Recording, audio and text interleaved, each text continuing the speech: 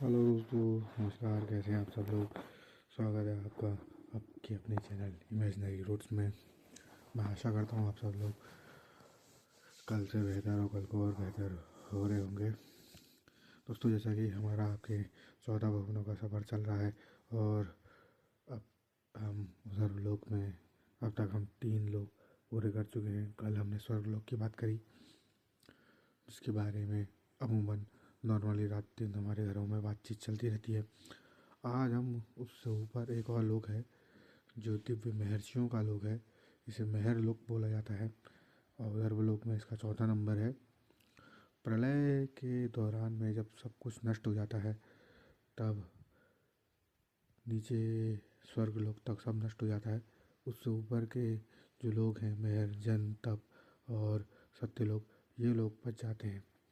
परंतु महर लोक जो है वो इस ऊष्मा को सहन नहीं कर पाता है, तो यहाँ रहने वाले दिव्य ऋषि जन इससे ऊपर चंद लोक में चले जाते हैं।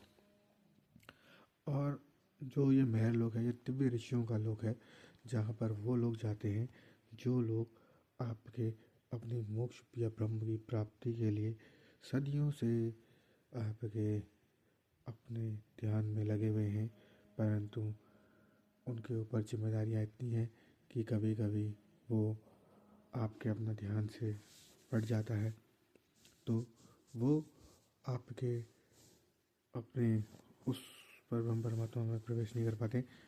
चाहे तो वो कभी भी कर सकते हैं, लेकिन जिम्मेदारियाँ होती हैं, चाहे आपकी हों, हमारी हों, देवताओं की हों, या जो भी आपके ऋषि मुनि गुरुजन, जो भी हर कोई अपने अपनी जिम्मेदारी से बधा हुआ है, चाहे वो आपके नीचे के लोग के हों, अधोलोक के हों, या कहीं के भी लोग के हों।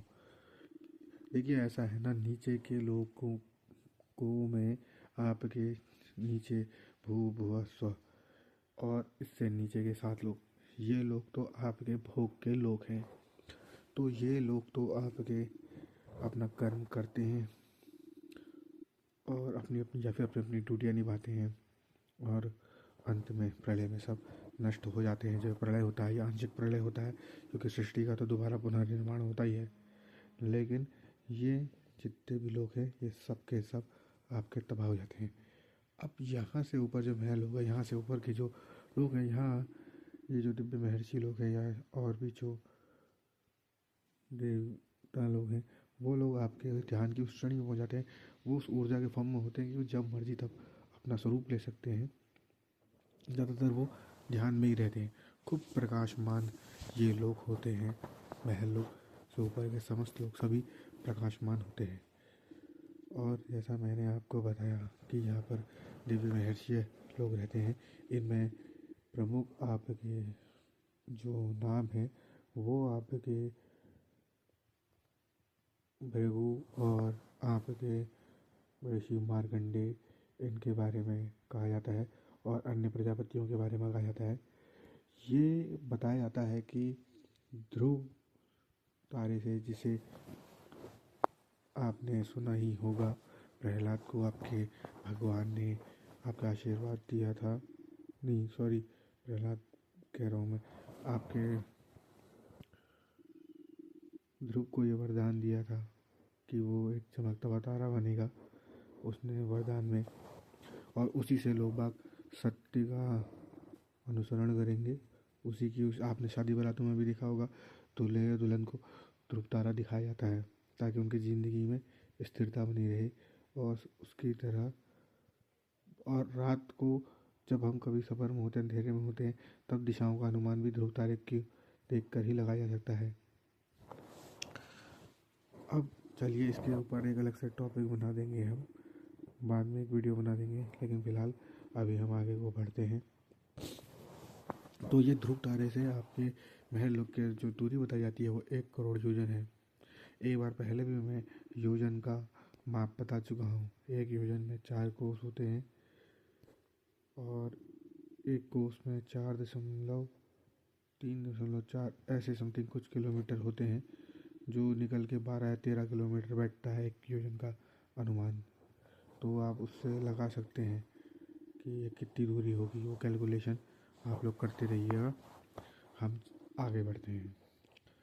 तो यहाँ से ये इतनी दूरी पर ये है, इससे ऊपर आपके जनलोक आता है। और जो महर लोक के आपके जो ऋषि मुनि प्रजापति और जितने भी आपके देव समुदाय जो पहुँचते हैं, उनका ध्यान में वो उस परम श्रेणी में होते हैं जो आपको मैं फिर एक चीज़ के बारे में बताता हूँ। हमारी हमारे हमारी कुंडली होती है।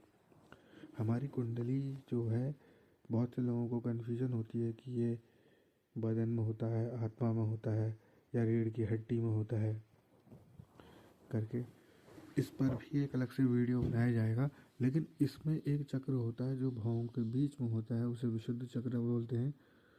तो उस विशुद्ध चक्र में आपके इनका ध्यान यहाँ पर पहुँच जाता है, यहाँ रहने वाले ऋषि मुनियों ज्ञानियों का। क्योंकि इससे ऊपर तो फिर सहस्रारी आ जाता है। इसका मतलब तो पूर्ण भ्रम परमेश्वर ही हो गया।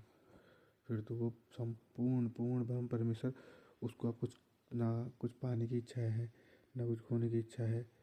वो तो ध्यान में लीन हो गया। वो उस लेवल में पहुंच गया है कि अब उसमें और परमात्मा में कोई भेद ही नहीं रह गया। भेद तो आत्मा परमात्मा में वैसे भी नहीं होता, परंतु लोगों के मन में होता है। लोग बाग सोचते हैं ऐसा। कभी आदमी को किसी चीज़ की फिक्र हो जाती है, भाई बच्चों की, अपने काम की। और जो ऋषि मुनि जो इस लेवल तक पहुंच जाते हैं, उन लोगों को भी कभी आपके ऊपर से ही आदेश आ जाता है कि आपकी ज़रूरत यहाँ है, आप ये करें।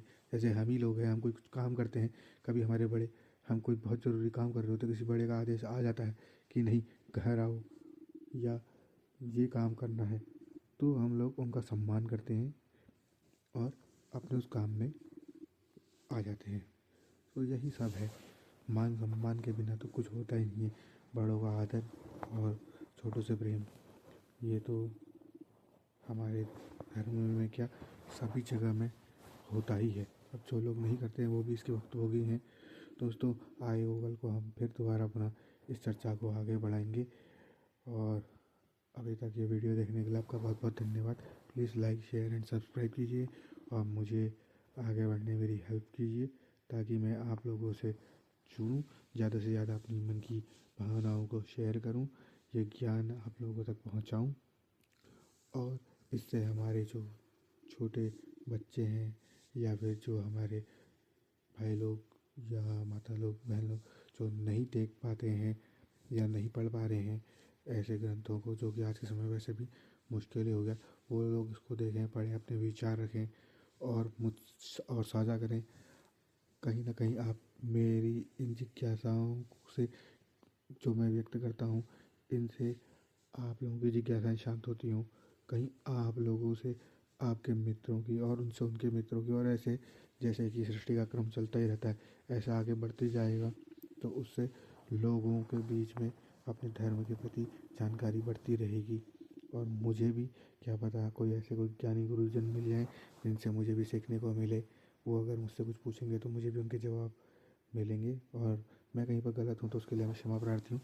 दोबारा से मैं पुनः अनुरोध करता हूँ आप सभी लोगों से, प्लीज़ कृपया लाइक शेयर एंड सब्सक्राइब करें, ताकि मैं आगे को अपनी बात पहुँचा सकूँ, अपनी आवाज़ और अपने धर्म को आगे बढ़ा सकूँ।